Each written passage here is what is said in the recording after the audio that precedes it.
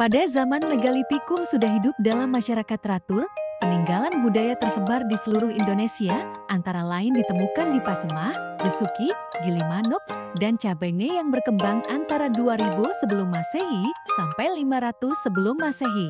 Hasil budaya megalitikum yang terpenting adalah alat serpih, menhir, dolmen, sarkofagus, kubur batu, punden berundak, dan arca. Bandar Sriwijaya abad ke-7 sampai ke-13 terletak pada jalur pelayaran antara Indonesia, Cina dan India berperan penting dalam kegiatan perdagangan sehingga menguntungkan bagi kerajaan Sriwijaya. Kapal-kapal asing banyak berlabuh dan pendeta-pendeta Buddha dari Cina sering singgah dan menetap untuk waktu yang lama mempelajari agama Buddha. Bandar Sriwijaya akhirnya berkembang menjadi pusat niaga dan budaya. Candi Borobudur ke-824. Borobudur didirikan oleh Raja Samaratungga dari keluarga Selendra dengan bantuan sumbangan para penganut agama Buddha secara gotong royong. Keseluruhan bangunan berbentuk stupa raksasa dan mencerminkan alam semesta. Dalam pembangunan candi, hampir 200.000 kaki kubik batu dipergunakan.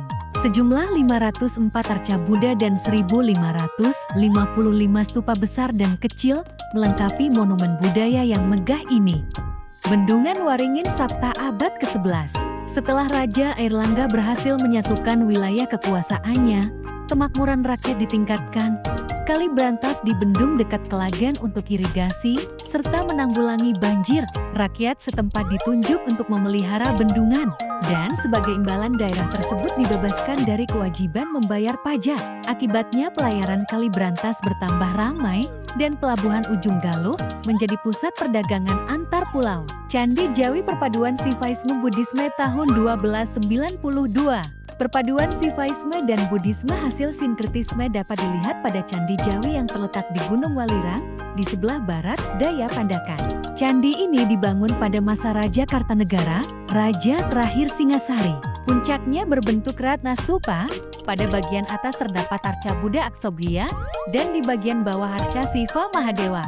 Sumpah Palapa tahun 1331. Sesudah Gajah Mada berhasil menyelesaikan Perang Sadeng 1331, maka untuk membela keutuhan negara Majapahit, dia bersumpah tidak akan makan palapa sebelum Nusantara dapat dipersatukan. Sumpah Palapa adalah pendahulu cita-cita persatuan Indonesia yang kemudian diperjuangkan oleh para perintis kemerdekaan sejak tahun 1908. Armada Perang Majapahit abad ke-14. Sepeninggal Gajah Mada, timbul kesulitan dalam pemerintahan Hayam Wuruk. Pemerintah yang baru berusaha untuk mempertahankan keutuhan Nusantara dengan mengambil tindakan yang ditujukan kepada kemakmuran rakyat dan keamanan daerah-daerah. Hal ini dibuktikan dengan memperkuat armada perang untuk menjaga keutuhan Nusantara dan mengatasi usaha pengacau antara lain oleh armada Cina. Utusan Cina ke Majapahit tahun 1405. Sejak Majapahit mengalami zaman keemasan, hubungan persahabatan dengan negara-negara tetangga berlangsung dengan baik. Pengakuan terhadap kedaulatan Majapahit oleh Cina ditandai dengan kunjungan Cheng Ho pada tahun 1405 yang diterima oleh Wikramawardhana. Peranan pesantren dalam penyatuan bangsa abad ke-14.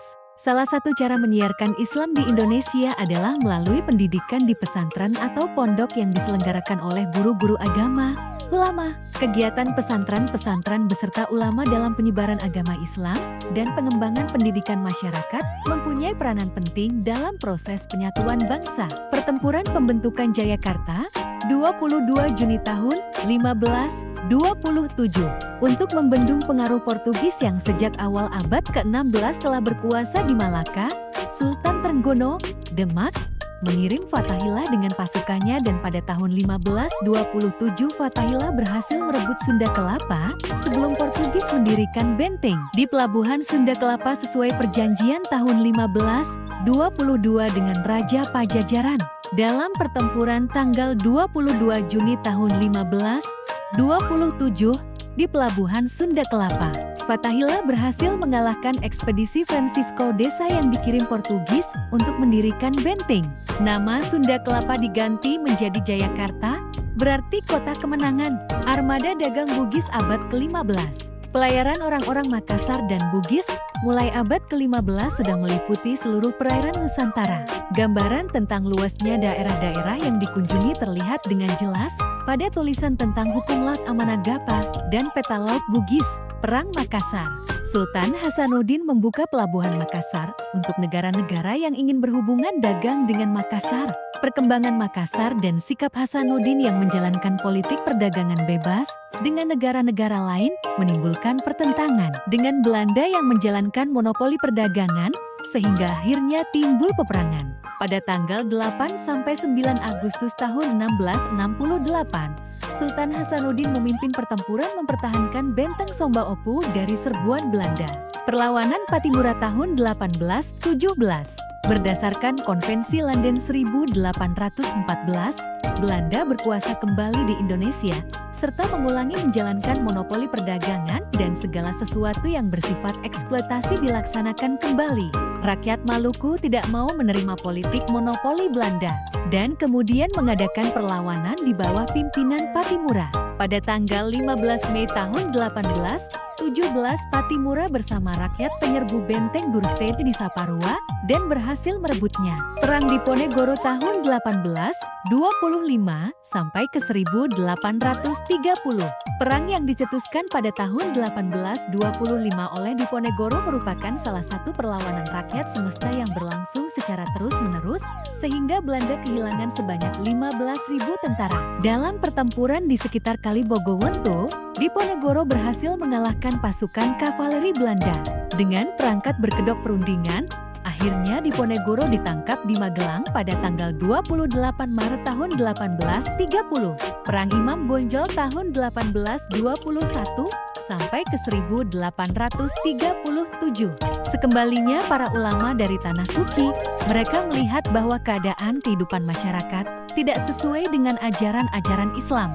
Para ulama yang dipimpin Tuanku Imam Bonjol mengadakan pembaharuan-pembaharuan yang ditentang oleh kaum adat. Belanda untuk memperkuat kedudukannya, kemudian memihak kaum adat. Menyadari kekuasaan Belanda makin luas, akhirnya perlawanan terhadap Belanda dilakukan oleh kaum ulama bersama kaum adat. Tuanku Imam Bonjol menghimpun kekuatannya antara lain dengan membuat parit-parit pertahanan. Perang Banjar tahun 1859 sampai ke 1905 untuk menjaga agar hasil bumi Kalimantan seperti batu bara, minyak, karet dan lain-lain tidak jatuh ke tangan bangsa lain. Belanda berusaha untuk menguasai Banjar melalui campur tangan dalam pemerintahan Kesultanan Banjar. Hal ini menjadi alasan bagi rakyat Banjar untuk mengangkat senjata melawan Belanda di bawah pimpinan Pangeran Antasari. Penyerangan terhadap kapal Belanda Onrus di Lontartur dilakukan oleh Pangeran Suropati, saudara Pangeran Antasari. Perang Aceh tahun 1873 sampai ke 1904. Aceh menolak tuntutan Belanda agar menghentikan hubungannya dengan negara-negara lain. Belanda segera mengirim ekspedisi yang dipimpin oleh Mayor Jenderal Kouler.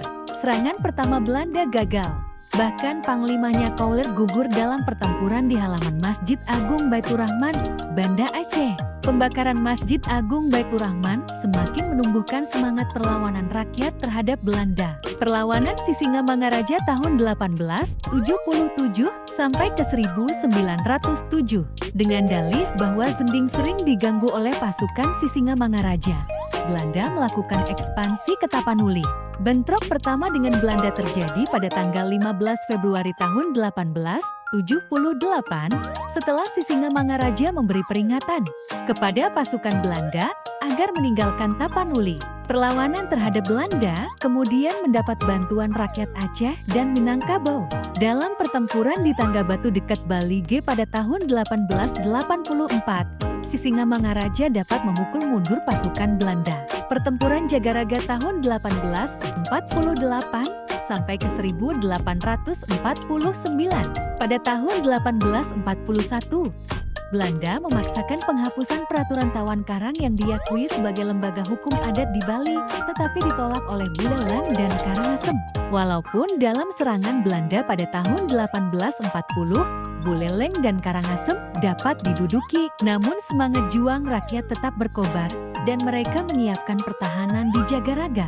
Pertempuran di muka pura dalam Jagaraga berakhir dengan gugurnya Sesi Pura yang lebih dikenal sebagai Puputan Jagaraga. Tanam Paksa tahun 1830 sampai 1870. Perang Diponegoro mengakibatkan krisis keuangan bagi Belanda. Untuk mengatasi krisis tersebut, Gubernur Jenderal Van den Bos memaksa rakyat di ranah Jawa menanami sebagian besar tanah mereka dengan tanaman yang laku di Eropa. Seperti nila, kopi, lada dan kayu manis. Rakyat yang tidak memiliki tanah dipaksa bekerja di perkebunan-perkebunan. Bagi rakyat Indonesia, tanam paksa merupakan eksploitasi yang luar biasa, mengakibatkan timbulnya kelaparan karena mereka tidak mempunyai kesempatan menggarap sawah ladang mereka. Kegiatan Gereja Protestan dan Penyatuan Bangsa Gereja Protestan dengan zendingnya giat mengadakan propaganda, terutama di daerah-daerah yang keadaannya masih terbelakang. Pada tahun 1930 berdiri Perserikatan Kaum Kristen dan Partai Kaum Masehi Indonesia. Keduanya merupakan bagian gerakan nasional. Selain bergerak dalam bidang agama, juga giat dalam bidang pendidikan dan sosial, sehingga secara langsung membantu menyatukan bangsa Indonesia yang sedang mengalami proses penyatuan bangsa. Buah pikiran Kartini untuk membebaskan kaumnya dari keterbelakangan tercermin dalam surat-surat yang dikirim kepada sahabat-sahabat karibnya di negeri Belanda yang kemudian dihimpun dalam buku Habis Gelap Terbitlah Terang. Kartini 1879 sampai 1904 gerakan mengejar kemajuan pada akhir abad ke-19 terbukti dari kebutuhan akan pendidikan. Kartini tampil sebagai pendekar kaumnya ketika pandangan umum masih dihinggapi konservatisme yang kuat bagi anak perempuan. Kebangkitan Nasional 20 Mei tahun 1908. Politik kolonial Belanda tidak menghendaki rakyat Indonesia menjadi cerdas karena hal itu akan membahayakan kedudukan Belanda. Akhirnya pendidikan modern terpaksa diberikan untuk memenuhi kebutuhan tenaga pendidik dan untuk meningkatkan masyarakat Indonesia sebagai pasar bagi industri Belanda. Kebangkitan kaum terpelajar Indonesia menimbulkan kesadaran nasional untuk merdeka. Cita-cita Dr. Wahidin untuk menghimpun tokoh-tokoh pergerakan nasional diwujudkan oleh Dr. Sutomo dan kawan-kawan dengan membentuk Budi Utomo. Taman Siswa 3 Juli tahun 1922. Politik pendidikan pada zaman penjajahan tidak dapat dipisahkan dari kepentingan kolonial. Sebagai reaksi, Ki Hajar Dewantara mendirikan perguruan Taman Siswa di Yogyakarta yang kemudian berkembang dengan pesat sehingga mengkhawatirkan Belanda. Semangat nasionalisme sangat menjiwai kehidupan Taman Siswa. Pada tahun 1935 berlangsung Kongres Pendidikan Nasional yang pertama dengan tujuan hendak menggalang persatuan dan mencari perumusan tentang pendidikan yang bersifat nasional. Muhammadiyah 18 November tahun 1912. Keadaan masyarakat Islam pada abad 19, pada permulaan abad 20 sangat menyedihkan. Agama Islam telah banyak bercampur dengan berbagai ajaran yang bukan berasal dari Quran dan Hadits. Bertolak dari keadaan tersebut, Kiai Haji Ahmad Dahlan mendirikan Muhammadiyah dengan tujuan pokok mengadakan pembaharuan kehidupan agama Islam. Kegiatannya meliputi bidang-bidang keagamaan, pendidikan dan kemasyarakatan. Perhimpunan Indonesia ke-1922. Perjuangan mencapai Indonesia merdeka di luar negeri dipelopori oleh mahasiswa Indonesia yang belajar di negeri Belanda. Pada bulan Februari tahun 1927, Perhimpunan Indonesia berjuang di forum internasional dengan mengambil bagian dalam Kongres Liga Anti-Kolonialisme di Brussels. Selanjutnya, propaganda Perhimpunan Indonesia semakin berani dan tajam, sehingga pemerintah Belanda mengadakan penangkapan terhadap 4 orang pimpinannya, yaitu Muhammad Hatta, Abdul Majid, Yelai Sastroamidjojo dan Nazir Datuk Pamuja, tetapi oleh pengadilan mereka dinyatakan tidak bersalah. Stovia Sekolah Dokter Bumiputra 1898 sampai 1926. Gagasan yang didengungkan dari Gedung Stovia, tempat lahir Budi Utomo, untuk mempertinggi derajat bangsa mendapat dukungan di berbagai kota. Konsolidasi segera diadakan, yaitu dengan menyelenggarakan kongres pada tanggal 4-5 Oktober tahun 1908 di Yogyakarta. Dalam perkembangan selanjutnya, Budi Utomo tumbuh menjadi perhimpunan nasional yang umum dan besar, sehingga apa yang dilakukan mahasiswa Stovia dalam rapat tanggal 9 Mei tahun 1908 dianggap sebagai lahirnya pergerakan nasional Indonesia. Di GUL ke-1927, pergerakan untuk membebaskan bangsa dari penjajahan menyebar ke seluruh Indonesia tanah titik pada tahun 1926 dan 1927 timbul pemberontakan terhadap Belanda di Jawa Barat, Jawa Tengah dan Sumatera Barat. Akan tetapi dapat ditumpas dengan kejam. 13.000 orang ditangkap, diantaranya 1.300 orang dibuang ke Tanah Merah, di GUL. Dalam perkembangan selanjutnya, di GUL menjadi tempat pengasingan bagi tokoh-tokoh pergerakan nasional, antara lain Muhammad Hatta dan Sultan Syahrir. Sumpah Pemuda 28 Oktober tahun 1928.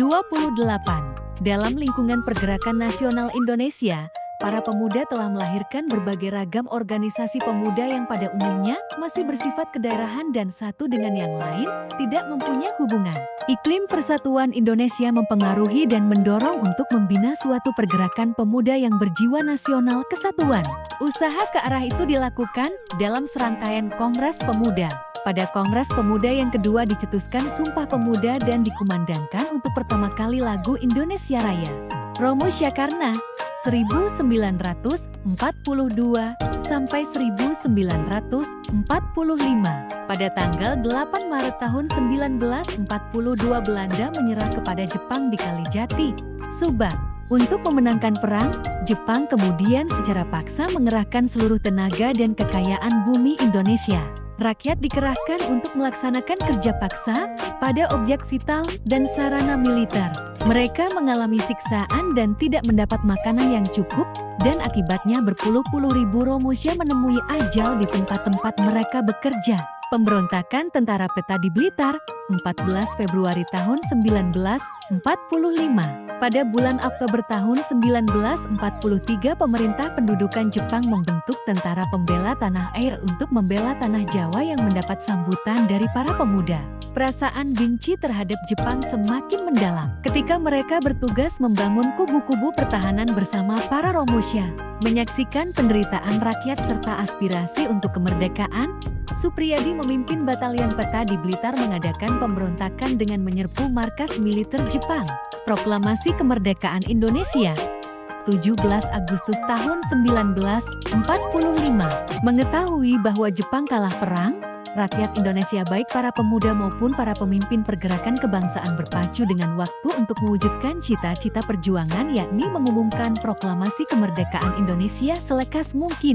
Dalam pertemuan rahasia pada malam hari tanggal 16 Agustus tahun 1945 di Jalan Imam Bonjol 1 Jakarta, naskah proklamasi dirumuskan, ditandatangani oleh Soekarno dan Muhammad Hatta. Pada tanggal 17 Agustus tahun 1945 pukul 10 pagi, Soekarno didampingi Muhammad Hatta membacakan proklamasi kemerdekaan Indonesia, pengesahan Pancasila dan Undang-Undang Dasar 1945, 18 Agustus tahun 1945.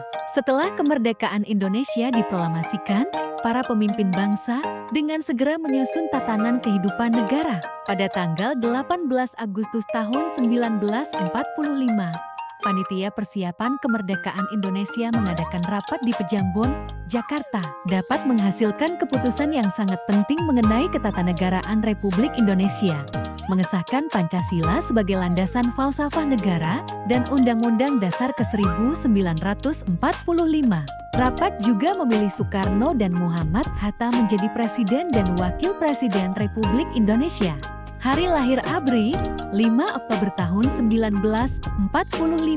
Pada tanggal 22 Agustus tahun 1945, Panitia Persiapan Kemerdekaan Indonesia menetapkan pembentukan Barisan Keamanan Rakyat untuk memelihara keamanan dan ketertiban umum di daerahnya masing-masing. Dalam perebutan kekuasaan terhadap Jepang dan perlawanan terhadap sekutu serta untuk memperkuat perasaan keamanan umum, disadari perlu suatu angkatan bersenjata yang tangguh, maka pada tanggal 5 Oktober tahun 1945 pemerintah mendekretkan pembentukan Tentara Keamanan Rakyat. Pertempuran Surabaya, 10 November tahun 1945. Pasukan sekutu termasuk tentara dan tafsir Opsir NECA mendarat di Surabaya pada bulan Oktober tahun 1945, sehingga menimbulkan beberapa insiden yang kemudian meningkat menjadi pertempuran. Setelah Brigjen Melebi terbunuh, ultimatum dikeluarkan kepada rakyat Surabaya untuk menyerahkan senjata mereka. Rakyat tidak menghiraukannya dan pada tanggal 10 November tahun 1945 pecah pertempuran hebat ketika sekutu mengerahkan kekuatan darat, laut dan udara untuk membinasakan para pejuang Surabaya yang bertempur dengan semangat pantang mundur. Dan oleh rakyat Indonesia, peristiwa ini diabadikan sebagai Hari Pahlawan. Kegiatan Gereja Katolik Roma dalam proses penyatuan bangsa. Gereja Katolik Roma melalui misinya mengumpulkan pemuda-pemuda dari berbagai suku dan daerah, sehingga terbentuk suatu masyarakat Katolik Roma yang di dalamnya bersemi semangat nasionalisme. Kegiatannya dalam bidang pendidikan dan sosial secara langsung membantu bangsa Indonesia yang sedang mengalami proses penyatuan. Terhadap cita-cita Indonesia merdeka, Perhimpunan Politik Katolik Indonesia ikut menandatangani petisi Sutarjo 1936 yang menuntut pemerintah kolonial untuk memerdekakan bangsa Indonesia. Gerilya mempertahankan kemerdekaan 1945 sampai 1949. Angkatan Bersenjata Republik Indonesia dengan menggunakan peralatan perang sederhana bergerilya bersama rakyat menghadapi musuh yang hendak menegakkan kembali kekuasaan Belanda. Untuk menegakkan kekuasaan Republik Indonesia di daerah-daerah yang dikuasai musuh, disusun kantong-kantong gerilya yang dapat melaksanakan pertahanan secara berdiri sendiri dengan integrasi segenap kekuatan politik, ekonomi, sosial budaya, dan militer. Jenderal Sudirman ke-1948. Yogyakarta ibu kota Aritanah direbut Belanda dengan aksi militer kedua tanggal 19 Desember tahun 1948 dan pimpinan pemerintahan ditangkap. Mereka dipindahkan ke Bukit Tinggi dengan membentuk pemerintahan darurat RI.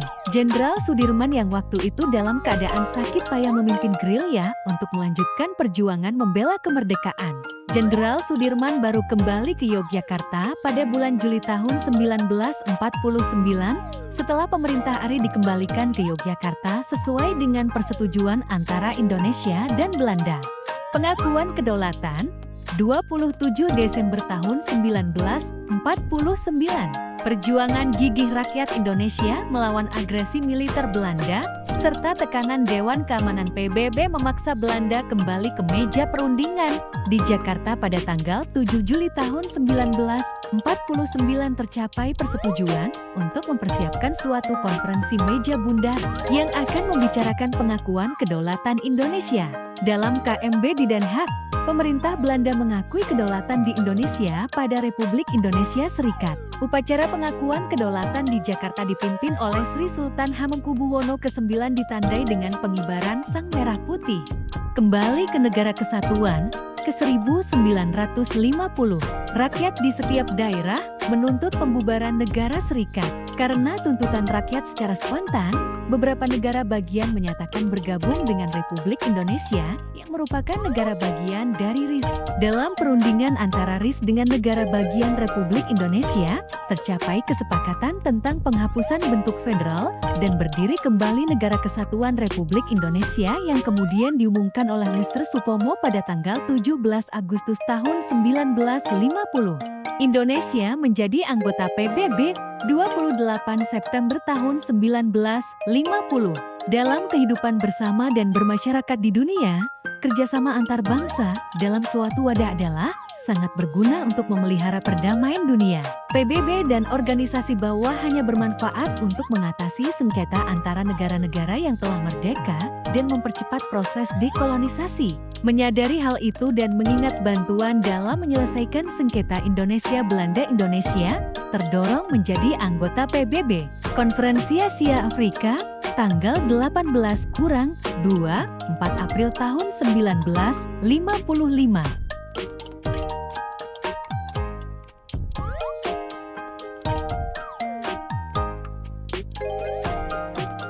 Pemilihan umum pertama ke-1955.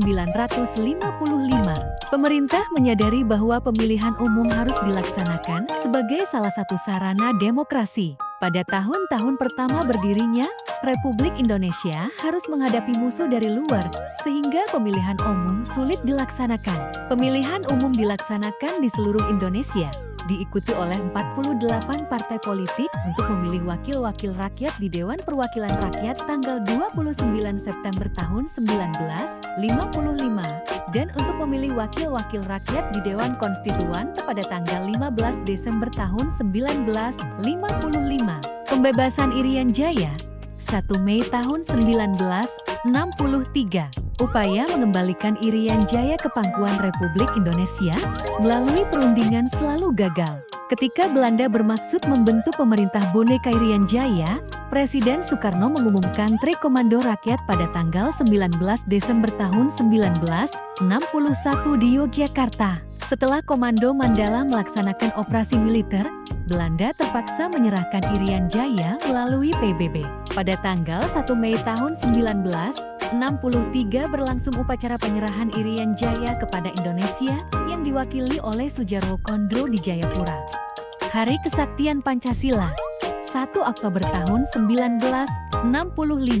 Pancasila merupakan kepribadian dan pandangan hidup bangsa yang telah berkali-kali mengalami percobaan, diuji kebenaran tanda keampuhan dan kesaktiannya. Pada tanggal 1 Oktober tahun 1965, G30 SPKI melancarkan pemberontakan dan pengkhianatan dengan membunuh pimpinan TNI AD, kemudian merebut kekuasaan negara. Keberhasilan ABRI dan rakyat yang berjiwa Pancasila di bawah pimpinan Mayor Jenderal Soeharto menggagalkan dan menumpas kudeta G30 SPKI merupakan kemenangan Pancasila. Pada tanggal 4 Oktober tahun 1965, Mayor Jenderal Soeharto memimpin pengangkatan jenazah para pahlawan dari sumur di Lobang Buaya. Aksi-aksi Tri Tuntutan Rakyat ke-1966. Sejak kudeta berdarah G30 SPKI berhasil digagalkan dan ditumpas dalam waktu singkat. Pemerintah Orde Lama menjadi goyah karena menghadapi krisis politik dan ekonomi yang semakin parah. Mahasiswa yang bergabung dalam Kesatuan Aksi Mahasiswa Indonesia yang disokong oleh segenap kekuatan Pancasila di dalam ABRI, partai-partai politik dan organisasi-organisasi massa mengadakan demonstrasi tanggal 11 Januari tahun 1966 sampai 11 Maret tahun 1966 dengan mengajukan Tri Tuntutan Rakyat. Surat Perintah 11 Maret ke-1966. Krisis yang menggoncangkan sendi-sendi negara sesudah kudeta G30 SPKI digagalkan, menyebabkan pemerintah kehilangan kepercayaan rakyat. Presiden Soekarno mengeluarkan surat perintah kepada Letjen Soeharto untuk memulihkan kewibawaan pemerintah dan keamanan nasional. Letjen Soeharto dengan cepat melaksanakan surat perintah 11 Maret tahun 1966 dengan memenuhi dua di antara Tri Tuntutan Rakyat, yakni membubarkan Partai Komunis Indonesia dan membersihkan kabinet dari menteri-menteri yang ada indikasi terlibat G30 SPKI. Untuk melaksanakan persetujuan New York 1962 tentang penyerahan Irian Jaya kepada Indonesia, diadakan pepra di bawah pengawasan PBB yang dilakukan dengan sistem perwakilan setiap kelompok melalui pemilihan secara bertingkat. Keputusan Dewan Musyawarah Pepera dengan suara bulat memilih Irian Jaya tetap bagian Republik Indonesia yang kemudian disahkan oleh PBB pada tanggal 19 November tahun 1969 dengan 80 suara setuju, 6 menolak, dan 30 suara abstain. Konferensi tingkat tinggi ke-10 negara-negara non-blok tahun 1992. KTT ke-10 para kepala negara atau pemerintahan negara-negara non-blok diselenggarakan di Jakarta. Kurang 1, 6 September tahun 1992. Presiden Soeharto dalam pidato pembukaan konferensi tersebut menegaskan perlunya suatu tata internasional baru berdasarkan perdamaian abadi, keadilan sosial, kesejahteraan rakyat, dan pembangunan berkelanjutan. Wakil-wakil dari 100 negara yang merupakan anggota gerakan non-blok ikut serta di dalam konferensi tersebut, 8 negara organisasi internasional, dan Gerakan Pembebasan Nasional menghadiri konferensi sebagai peninjau. Delegasi tamu dari 22 negara organisasi internasional ikut hadir di dalam konferensi tersebut. Integrasi Timur Timur tahun 1976. Keputusan Sidang Paripurna Dewan Perwakilan Rakyat Timor Timur 31 Mei tahun 1976 di Dili yang hakikatnya merupakan perwujudan kehendak rakyat sebagaimana tertuang dalam Proklamasi Integrasi Timor Timur 30 November tahun 1975 di Balibo, mendesak pemerintah Republik Indonesia agar dalam waktu sesingkat-singkatnya menerima dan mengesahkan integrasi rakyat dan wilayah Timor Timur ke dalam Negara Kesatuan Republik Indonesia.